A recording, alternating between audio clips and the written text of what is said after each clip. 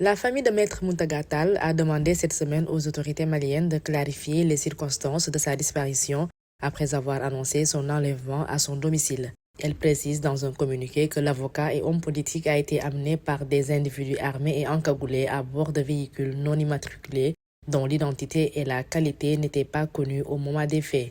Cette disparition intervient quelques jours après des attaques coordonnées ayant visé Bamako, Kati et plusieurs autres localités du Mali. Ces attaques ont entraîné la mort du ministre de la Défense, le général Sadio Camara. Maître Mountaga Tall est une figure connue de la vie politique malienne. Avocat de profession, il a été ministre de l'Enseignement supérieur et de la Recherche scientifique, puis ministre de l'Économie numérique et de la Communication. Il est également président du Congrès national d'initiative démocratique. Son parcours est lié au mouvement démocratique malien des années 1990 qui a mis fin à la dictature d'alors.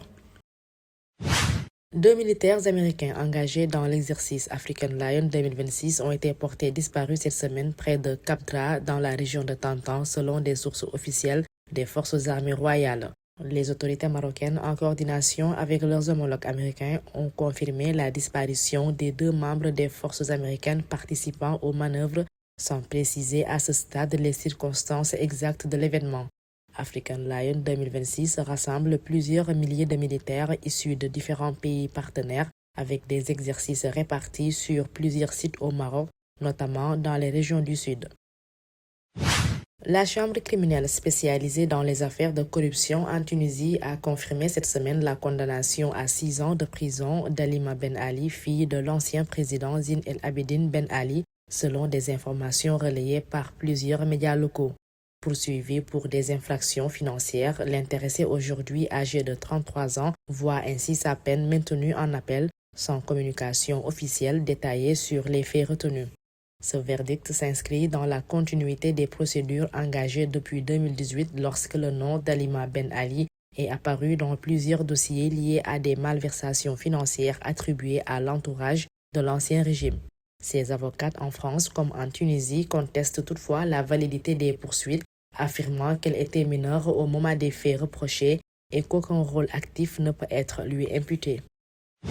C'est une page qui se tourne pour la démocratie ivoirienne. Le gouvernement a adopté cette semaine une ordonnance portant dissolution de la CEI, la commission électorale indépendante, ainsi que le projet de loi de ratification y afférent. Créée en octobre 2001, la CEI quitte la scène après un quart de siècle passé à superviser les scrutins nationaux et les référendums dans un climat souvent marqué par de vives contestations.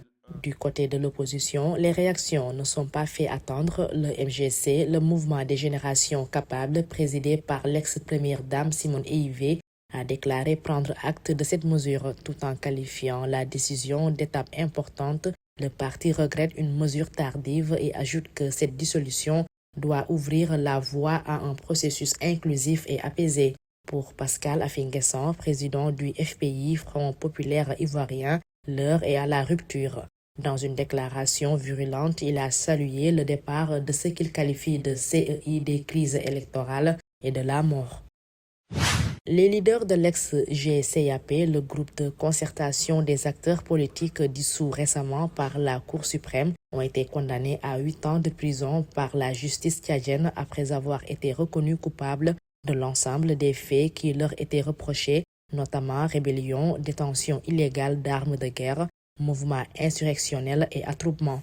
Le verdict a été rendu cette semaine par la Chambre spéciale correctionnelle du tribunal de grande instance de N'Djamena à l'issue d'une audience organisée exceptionnellement au sein même de la maison d'arrêt de Klessoum où les prévenus étaient détenus depuis leur arrestation le 25 avril dernier. Ce procès, suivi de près par l'opinion publique, des organisations de défense des droits humains et plusieurs partis d'opposition, était présenté comme l'un des dossiers politico-judiciaires les plus sensibles de ces derniers mois au Tchad.